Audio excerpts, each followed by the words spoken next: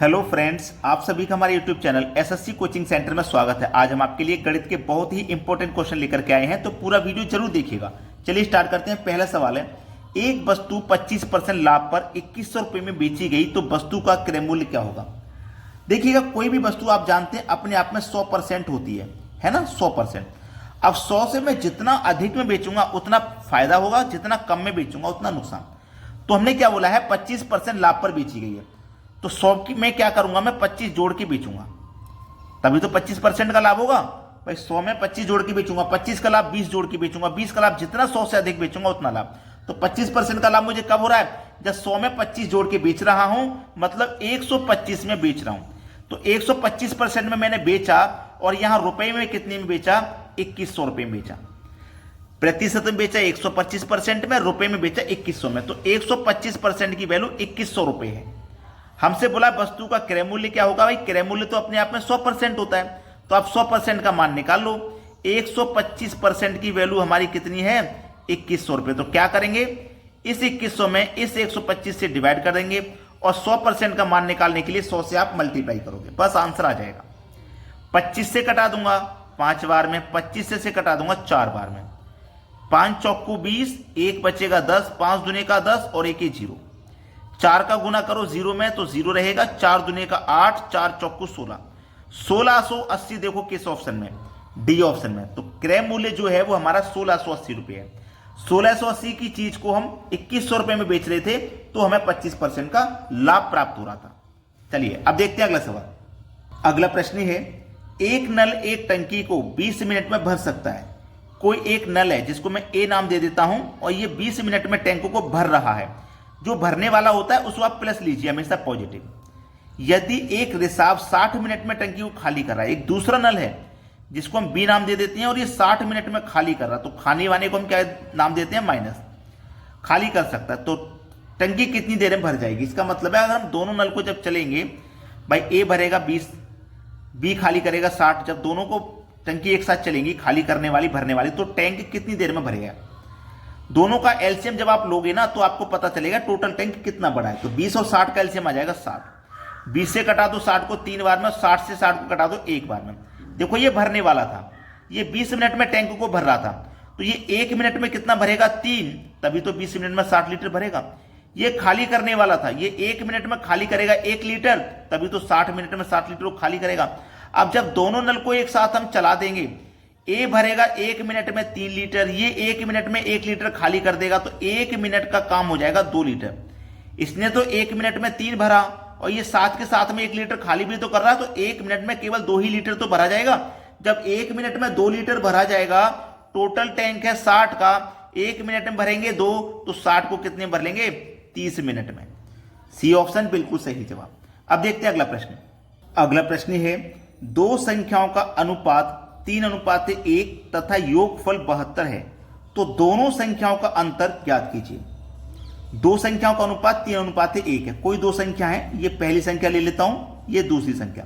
अनुपात कितना है, 3:1 दिया गया है और इनका योग दिया गया है 72। मैंने आपको पहले बहुत बार बता दिया है कि प्रश्न में जो आपको दिया जाता है आप अनुपात का वही निकालते हैं। जैसे आपको योग है तो आप अनुपात का योग निकालेंगे, तो 3 और 1 4। तो इस योग में अनुपात के योग से आप डिवाइड देंगे तो कितनी बार में जाएगा, ये 4 एकम 4, 4 अट्ठे 32, 18 बार में चला जाएगा। अब 18 का मल्टीप्लाई 1 से पहली संख्या के अनुपात से कर दो, 18 त्रिक का 54 हो जाएगा। दूसरी संख्या का अनुपात से कर दो, 18 एकम 18। दोनों संख्याओं का अंतर ज्ञात करने के लिए बोला था। दोनों संख्याएं देखो हमने अलग अलग निकाल ली, अब इनका अंतर बता दो, माइनस कर दो, अंतर का मतलब है। तो 54 में से 18 माइनस कर दूंगा तो बचेगा कितना, 36। आंसर 36 है, बी ऑप्शन। डायरेक्ट ऐसे कर सकते हो कि आपको अंतर जब बताना तो डायरेक्ट अनुपात का अंतर कर दो, तो 3 और 1 का अंतर 2 आएगा, तो 18 दुने का 36, तब भी यहां पे 36 आ जाएगा। तो अलग अलग संख्या निकाल के कर लो, चाहे डायरेक्ट अनुपात का अंतर करके कर लो, एक ही बात है। अब देखते हैं अगला प्रश्न। अगला प्रश्न है, सोचिए एग्जामिनर ने आपको यह सवाल दे दिया तो आप इसे कितना बड़ा हलवा क्वेश्चन सोचेंगे। आप सोचेंगे इसे तो मैं जरूर करूंगा, भाई ये तो मुझे आता है, मल्टीप्लाई ही तो करना है। एग्जामिनर जान पूछ के ये सवाल देता है, वो जानता है कि बच्चा इसे जरूर करेगा, लेकिन इसके पीछे का जो समय है, जो समय आप दोगे इस सवाल को करने में 2 3 4 मिनट का गुना करने में, वो समय ही तो आपका खर्च करवाना चाहता है वो। समय आपका खर्च होगा, कंपटीशन लेवल हाई हो जाएगा, क्योंकि आप अधिक सवाल नहीं कर पाओगे, फिर बाद में आपके पास सवाल सब करने के लिए समय कम बचेगा और सवाल भी वो ऐसा दे देगा कि आप उसे जरूर करो। तो ऐसे सवालों के लिए भी ट्रिक है। मैंने इसके लिए अलग से वीडियो बनाया था, काफी समय हो गया, 5-6 साल पहले बनाया था। अगर आप कहोगे तो मैं इसके ऊपर ना पूरा वीडियो है एक कंप्लीट सॉल्यूशन के साथ में, जिससे कि आप बड़ी ही आसानी से ये सभी चीजें सीख जाते हो। अगर आप कहोगे तो मुझे कमेंट कर देना, मैं पूरा वीडियो फिर से बना के अपलोड कर दूंगा। यहां पे ट्रिक ये रहती है कि आपको गुना जो करवाएगा ना, वो या तो दो संख्या का दो संख्या से, जैसे 99 का 99 से, यहां 999 का 99 से दे सकता है, कुछ भी दे सकता है। तो आपको ये क्वेश्चन सबसे पहले मैं बता दूं, लास्ट टाइम पूछा गया था रेलवे एनटीपीसी 2016 में। उसके बाद से ये क्वेश्चन नहीं पूछे जा रहे हैं, लेकिन हो सकता है पूछ ले। तो करने का तरीका क्या है, कभी भी याद रखना, आपके पास दो 9 है, यहां पे भी दो 9 है, तो आपको क्या करना है, ये जो पहले वाली 9 है इसको ले लो, इससे कम एक संख्या लिखोगे 8। अब इससे कम मैं क्यों लिखवा रहा हूं, आपको मैं बता दूं कि 9 का स्क्वायर क्या होता है, 81 होता है। 9 का स्क्वायर क्या होता है, 81। तो आप 9 का स्क्वायर कर दो 81, लेकिन 81 जब करोगे उसके बीच में एक संख्या के लिए जगह छोड़ दोगे, 81 हो गया भाई, 8 और 1 81। यहां पे देखो एक संख्या है ना, इसके साथ में एक संख्या, तो यहां पे एक संख्या खाली छोड़ दो। अगर दो संख्या होती यहां पे तो दो संख्या बीच में खाली छोड़ देते स्क्वायर के बीच में, ठीक है। तो जो हमने खाली संख्या छोड़ी है वहां पे क्या आएगा, 0। और ये पहले वाली जो 9 है उसको आप लिख दो यहां पे। सवाल का बिल्कुल सही जवाब है, सेकंड 9 में सॉल्व कर दोगे। 9801 क्लियर हो गया ना सभी को, किसी को कोई दिक्कत यहां पे नहीं होनी चाहिए। कंप्लीट सॉल्यूशन करा दूंगा अगर आप मुझे कमेंट करके बता दो कि सर पूरा वीडियो बना दो। अब देखते हैं अगला सवाल। अगला प्रश्न है, दो संख्याओं का HCF तथा LCM 108 तथा 4 है, एक संख्या 12 है, तो दूसरी संख्या क्या होगी। देखिए इसके लिए एक फॉर्मूला होता है, पहली संख्या गुने दूसरी संख्या बराबर LCM गुने HCF। ये सवाल मैं हर बार कराता हूं क्योंकि एज इट इज क्वेश्चन आता है भाई, ये जरूर आता है, ठीक है। आपने यूपी पुलिस का पेपर जिन बच्चों ने दिया है उन्होंने जरूर ये क्वेश्चन देखा है, बहुत बार पूछा गया था। एक संख्या 12 है, पहली संख्या 12 है, दूसरी संख्या क्या है नहीं पता, वही निकालनी है। एलसीएम दिया गया है 4। देखो पहले HCF बोला है तो पहले वाली वैल्यू HCF, बाद में LCM बोला तो बाद वाली वैल्यू LCM। तो मेरे पास LCM बाद वाली वैल्यू 4 है, HCF 108 है। ये इसी को कटा लीजिए, सॉल्यूशन का आंसर आपको मिल गया। 4 से कट जाएगा 12 3 बार में, 3 से कटा दूं 3 त्रिक का 9, 1 बच्चे का 18, 3 छिंग 18। तो दूसरी संख्या मेरे पास यहां 36 हो जाएगी। डी ऑप्शन हो जाएगा सवाल का सही जवाब।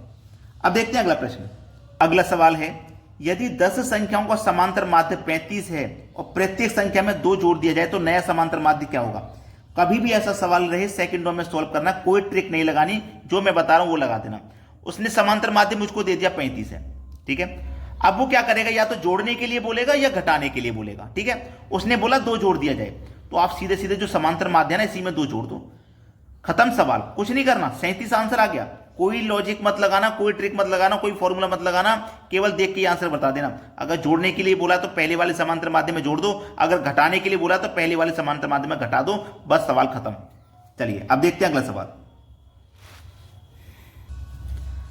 अगला प्रश्न है, 2 धनात्मक पूर्णांकों का गुणनफल 2048 है और उनमें से एक संख्या दूसरी से दोगुनी है, तो बताइए किस उनमें से छोटी संख्या कौन सी है।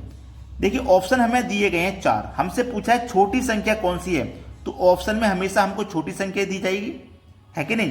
तो मैं मान लेता हूं पहला ऑप्शन कि छोटी संख्या मेरे पास 32 है, एक संख्या मेरे पास 32 है, तो दूसरी संख्या क्या है मेरे पास 2 गुनी, तो 32 की 2 गुनी कितनी हो जाएगी 64, और दोनों का गुणनफल मेरे पास कितना आना चाहिए 2048 आना चाहिए। अगर आ गया तो यही मेरी छोटी संख्या हो जाएगी। आ रहा है कि नहीं, गुणा करके देख लेते हैं, ठीक है। गुणा करके देख लेते हैं। यहां पे 32 और 64 का गुणा, ये बेसिक गुणा नहीं है, ये एक लाइन में आंसर वाला गुणा है। 4 दूने का 8, 4 त्रिक का 12, 6 दूने का 12, 12 12 24 का 4, कैरी का 2, 6 त्रिक का 18, 2 20। ये एक लाइन वाला आंसर है, 2048 आ गया, मतलब छोटी संख्या मेरा 32 है। बेसिक गुणा नहीं है, ये ट्रिकी गुणा है। इसके ऊपर भी मैं वीडियो बनाता हूं, पहले भी मैंने वीडियो बनाया था, जैसे 2 संख्या गुणा 2 से कर रहे हो आप, 3 संख्या गुणा 3 से कर रहे हो, 4 का 4 से, 5 का 5 से, 6 का 6 से भी करते हो। 6 संख्या तक का मैंने वीडियो बना के अपलोड किया हुआ है, पुराना वीडियो है, अगर आपको नहीं मिले तो मैं बना दूंगा फिर से नया वीडियो। अब देखते हैं अगला सवाल। अगला प्रश्न है, दो संख्याएं 4:5 के अनुपात में हैं। दो संख्याएं, ये पहली संख्या हो गई, ये दूसरी संख्या हो गई, ये 4:5 के अनुपात में है। पहली संख्या में 20% की वृद्धि तथा दूसरी में 20% की कमी करने पर प्राप्त संख्याओं के अनुपात होंगे। प्राप्त संख्या होंगी, उनका अनुपात क्या होगा ये पूछा है। चलिए, सवाल को करने का सबसे सरल तरीका ये है, मैं आपको बता दूं। जैसे कोई भी संख्या मेरे पास 4:5 के अनुपात में, तो ये अनुपात हमारा कब आता है? संख्याओं को काटने के बाद। जैसे ये संख्या मेरी 40 होगी, ये संख्या मेरी 50 होगी, तो मैं 10 से इसको कटा दूंगा 4 बार में और 10 से इसको कटा दूंगा 5 बार में, तो कटेगा कि नहीं कटेगा? तो 4:5 ही तो हो जाएगा। तो वो संख्या मेरी 40 और 50 हो सकती है। तो मैं मान लेता हूं कि मेरे पास पहली जो संख्या है वो 40 है ना, 40 है। तो इसको मैं क्या करूंगा? 20%। पहले क्या हो रहा है? 20% की वृद्धि।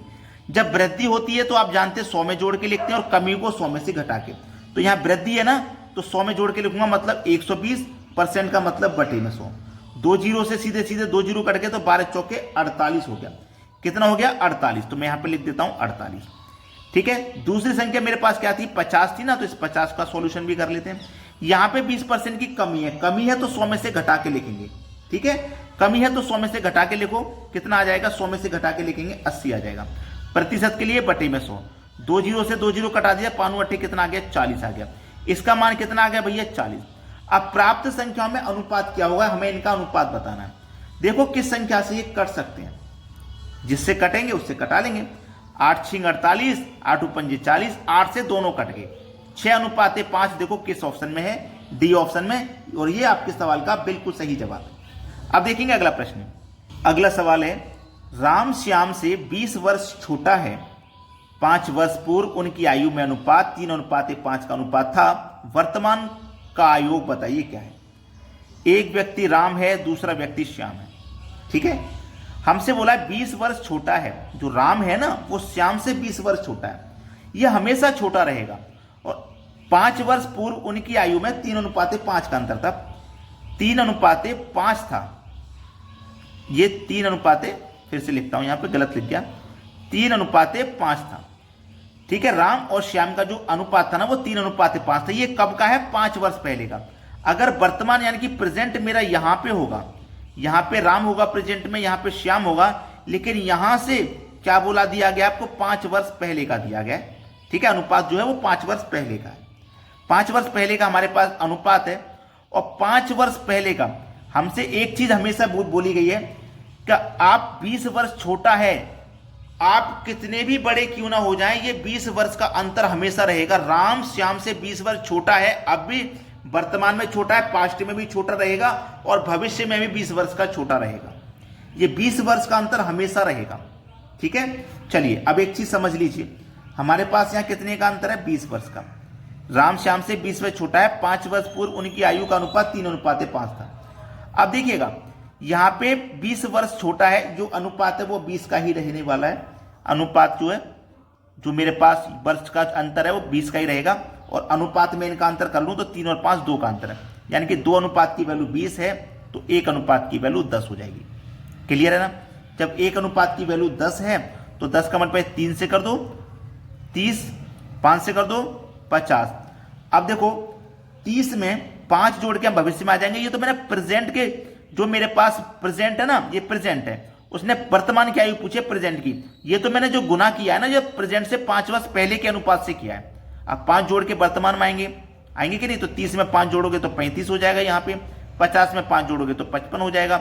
इनका योग बताना है, योग कर दो, 90 हो जाएगा। देखो किस ऑप्शन में 90 दिया गया, सी ऑप्शन में। ये आपके सवाल का बिल्कुल सही जवाब है। तो रिक्वेस्ट मेरी आपसे हमेशा की तरह वही है कि आपने वीडियो को अगर लाइक नहीं किया तो लाइक कर दो और उन बच्चों तक वीडियो को शेयर जरूर कर दो जो घर पे रह के तैयारी करते हैं। ठीक है दोस्तों, धन्यवाद।